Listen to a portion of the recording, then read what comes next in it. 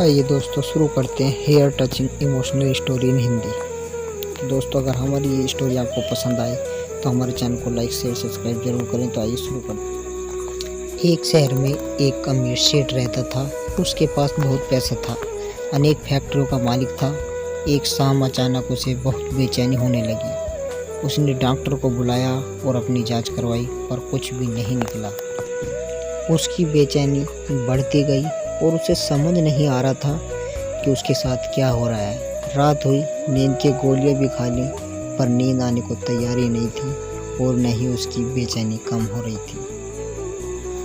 वह रात को उठकर 3 बजे घर के बगीचे में घूमने लगा और घूमते घूमते उसे लगा कि बाहर थोड़ा सुकून है, इसलिए बाहर सड़क पर पैदल निकल पड़ा। चलते चलते हजारों विचार मन में चल रहे थे और वह घर से बहुत दूर निकल आया और थकान की वजह से वह एक बेंच पर बैठ गया।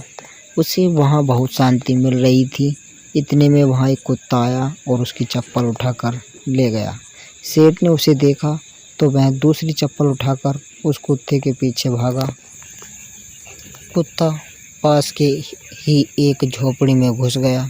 सेठ भी उसके पीछे था। सेठ को करीब आता देख कुत्ते ने चप्पल को छोड़ दी और चला गया। सेठ ने गहरी सांस ली और अपनी चप्पल पहनने लगा। इतने में उसे किसी के और रोने की आवाज़ सुनाई दी। वह और करीब गया तो उसे एक झोपड़ी में किसी की आवाज़ आ रही थी। उसने झोपड़ी के फटे हुए बोरे में झांक कर देखा तो वहाँ एक औरत फटे मैली सी चादर पहने दीवार से सटकर रो रही थी और बोल रही थी, हे भगवान मेरी मदद कर।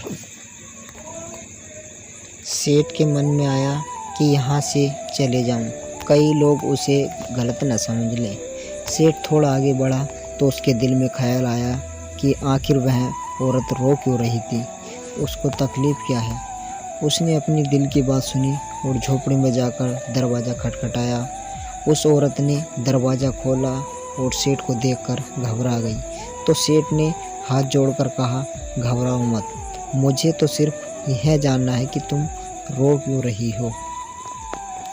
औरत के आंखों में आंसू टपकने लगे और उसने पास ही एक छोटे से बिस्तर में लिपटी हुई उसकी 7 साल की बच्ची की ओर इशारा किया और रोते रोते कहने लगी, मेरी बच्ची बहुत बीमार है, इसके इलाज के लिए बहुत खर्चा लगेगा और मैं तो घरों में जाकर झाड़ू पोछा लगाती हूँ, जैसे तैसे हमारा पेट पालती हूँ मैं, कैसे इसका इलाज करवा पाऊँगी।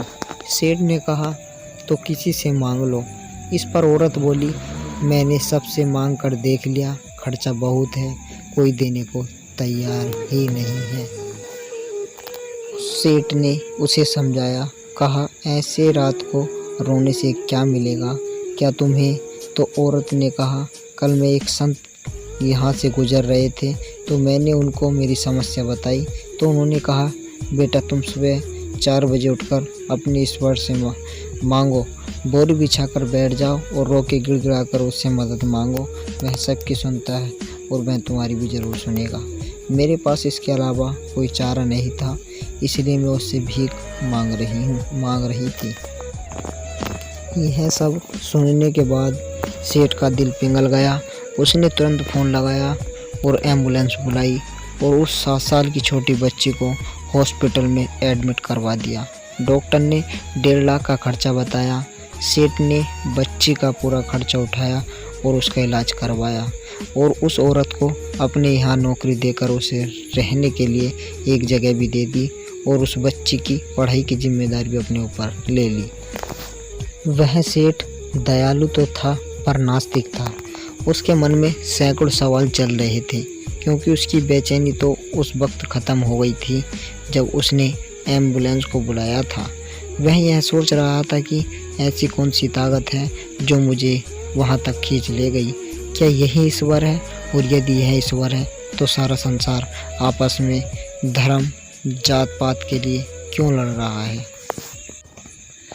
क्योंकि न मैंने उस औरत की जात पूछी और न ही ईश्वर ने जात पात देखी। बस ईश्वर ने तो उसका दर्द देखा और मुझे इतना घुमाकर उसके पास पहुंचा दिया। अब सेठ समझ चुका था कि कर्म के साथ सेवा भी बहुत ज़रूरी है, क्योंकि इतना सुकून उसे ज़िंदगी में पहले कभी नहीं मिला था। दोस्तों, आपको यह heart touching emotional story in Hindi कैसी लगी, नीचे कमेंट ज़रूर करें, और कहानी पसंद आए तो अपनी सभी दोस्तों के साथ शेयर करें, और साथ ही इस ब्लॉग सब्सक्राइब ज़रूर करें। धन्यवाद दोस्तों, मिलते हैं अगले एक स्टोरी।